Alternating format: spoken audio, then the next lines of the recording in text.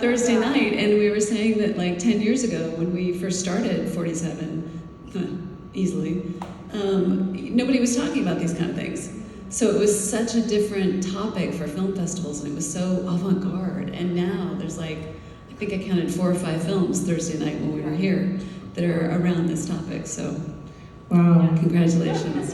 So fantastic, and so great that these were back to back today. It was great for me to watch for that. I want to jump right back over here. I know it's based off of a true story. Can you talk a little more about that, and then what it was like to go to screen from there?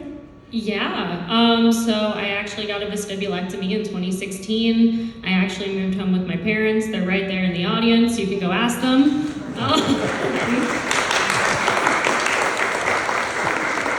And it was kind of a similar experience to what you guys were saying. When I got this surgery done, no one was talking about it. It was completely isolating. It wasn't like TikTok at that time. Like, I didn't know I thought this was only happening to me. And then come to find out it's way more common than we think. And I wrote a blog post. It got a lot of amazing feedback from people saying, wow, I really related to this, or wow, I think I have this. And so it kind of sparked from there, and I was like, okay, I have to make a story about this. And 8 years later, we're finally here. This is, I think, our 8th or 9th festival now. And every time it's just surreal to think it went from literal surgery to the screen. Yeah. Did you actually hug your doctor like that? Yes.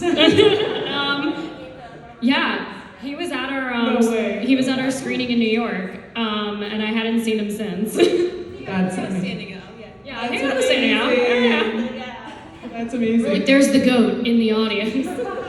That's so great. For the other 2 filmmakers on that, what about the script or the story really spoke out to you? Maybe you'd be like, yeah, let's do this. Yeah, Bonnie and I were co-workers. She told me that she was working on this, and Nancy, who's the director, is one of my lifelong best friends. We've been doing making films together since we were 8. And I said, oh my God, Nancy also has a really broken vagina. You guys should talk. And Bonnie was like, perfect. And that's exactly how, essentially at the core of what Lady Parts is, it's a story about family and women empowerment. And that's really cool and needs to be told way more. And it's also funny. And I think almost all of us have found a lot of humor in our trauma. I think that's what it's for. And yeah, the script was real and it was funny and it had a lot of good, genuine family dynamics. Nothing was super forced. It was a real story, and I think we all were really brought in by that. And our cast and crew from the get-go really believed in it. It was very much an indie film, and that's kind of how we connected with it. Yeah, and we were all kind of brought in by this understanding that this was a story that needed to be told, and we wanted to do that. So. I didn't know what vulvodynia was before reading the script. I'm sure a lot of people here didn't know what vulvodynia was either. And yeah, I thought awareness was really important, so even if we could move the needle just a little bit to shed some light on women's health, that was really important for me, and loved the story. Met up with Bonnie, we vibed, and I knew I had to do it. Amazing, thank you all. We have a few minutes here, and I know you also have a small thing you wanted to do. It'll take a minute at the end. Great. Okay, fab. So then we have about 5-6 minutes to take a few questions from the audience. If anyone has any burning thoughts on their mind or questions, we'll ask our filmmakers. If not, I can ask if you guys want. Okay, great. Yes. First of all, I just want to say congratulations for both teams, and I really, really enjoyed your work. It's really heartfelt and genuine, and thank you for the honesty, the realness, and the bravery to tell stories to the world. I do have a question for the Lady Potts team. I'm curious about how many days was the production and how chronological was the shooting? Because I think it's really important to keep it consistent. What does it feel like 5 hours after the surgery, 5 days, 5 months? So I'm curious how chronological it was filmed. Yeah. We are, like Megan said, we were extremely as indie, and my micro budget as you could possibly get for this. So it was way out of order. We were, we're working with a ton of schedules, we're working with a ton of locations. We shot everything in a month, and it was like 22 shoot days, which is not a lot of time off. But at the end of the day, I think the thing is we just had an amazing team on this, like top to bottom, all cast and crew. Obviously you see these people next to me, but we also had like our director Nancy, we also had our editor Edith. We just had like this amazing set and actors like Valentina, Amy, and Peter, and everybody just was so good about like, let's try to keep it consistent, let's try to stay in it, and we're gonna make this work because we really believe in this project. Wow, amazing. And that's a great question. How many shoot days was yours? 3. Wow. Yeah. I mean, it's a short, so it didn't take as long. Of course, yeah. The biggest challenge that we had was Dan Loria, who played my father in the film, is such a busy working actor that it was like trying to pin him down was the biggest challenge. So it was a miracle, truly, that it all came together. My director found the house in Malibu, and Dan's schedule aligned, Lori's schedule aligned, everybody, it just kind of literally fell into the days that we had. So Wow. it was a gift. Both of you, that's like really quick times. It's meant to be. Yeah, absolutely. Questions from the audience? Anybody else? I saw some more hands. I can't really see, but... There's one right here. Yeah, okay, go ahead. Just shout out. I really applaud the films. I think both were very powerful. And I did have a question. I think both of the films had really interesting relationships with their parents. I think there was so much love present, but it was clearly very flawed and fractured. And I was wondering if you could speak about going into the project knowing that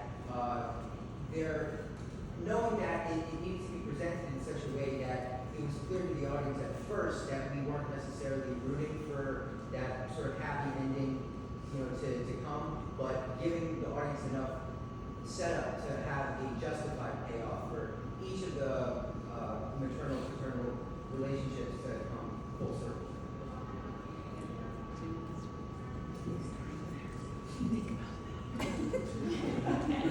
Okay. No, it's okay. I'm like, hello. Also keep in mind, obviously it's based on my true life, but obviously we use movie magic, so there's going to be some stuff that's changed. But I think what was really important here is the main crux of the story is Paige opening up and being comfortable with her own self. And what I think is really beautiful about the story is that as she becomes more open, everybody else around her becomes more open and vulnerable. And nobody's perfect. All of our relationships are gonna have their fractures and their flaws. I don't know one person I've talked to who's ever said, you know what, me and my parents, we have no problems. We have no problems at all. We just get along, we've never fought, we agree on everything. I've never heard that before in my life.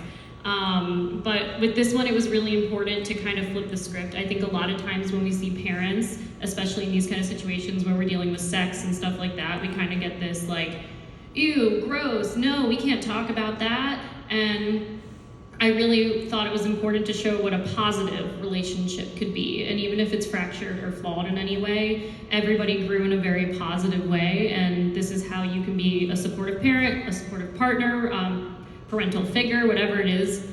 This is an example of how it can be.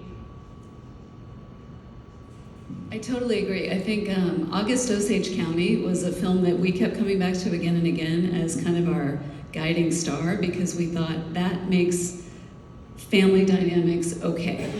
Because none of us have perfect families, unless somebody wants to raise their hand. I'd really like to know, because we'll make a story about it. But yeah, exactly. How do you do it? So I know for Lori and I, it was really critical that we didn't have any big bow on the end of the story. We didn't want to tie it up with a really pretty happy face at the end, because life is not like that. Even though there's moments like that, we wanted to make sure that it was a going forward from the end of the film, if you will, so that people know you're going to go forward and it's going to be great and it's going to be painful. So, I think the only things that I would talk about are I guess when I reached the point where, hey, kids were just not going to be involved, or a relationship, I didn't get married until I was 43. And, as a female, you look at, oh my God, 43, am I going to be able to have kids? No. In my mind, who can I blame? What's going on here? And I certainly didn't blame my folks. I mean, that wasn't it, but when you take a look at writing, you don't ever want to get the truth to stand in the way of a good story, and Dan and Laurel are such strong actors that how do you take family dynamics and give them something to butt heads with and about? And I think Laurel and I, both being fairly career-minded, family was something for me that I just thought, if it happens, it happens. And then, bam, I got hit with the doctor's appointment, a couple of them. So figuring out how you feel about that is just gut-wrenching. And, the age and the blame game, and having Dan, Loria, and Laurel, what can I create with that? And I just kind of trusted my process and wrote and let them play it out. Yeah. Fantastic. Thank you all. I think that's about all the time we have. Do you want to do your thing really quick? That'd be great. You all got a bracelet as you walked in, so please take a look at them now. We have this lovely vibrator. Thank you. It's called the Kiwi. It's by the Pelvic people who sponsor us and donated these to us. If you don't know them, they make products that are specifically for pleasure for people with pelvic floor dysfunction like myself, and a lot of people you probably know. And also, anyone can use this. It is pleasurable for anybody. So who has the bracelet that says My Kiwi? Oh my God! Come on now! You're the winner!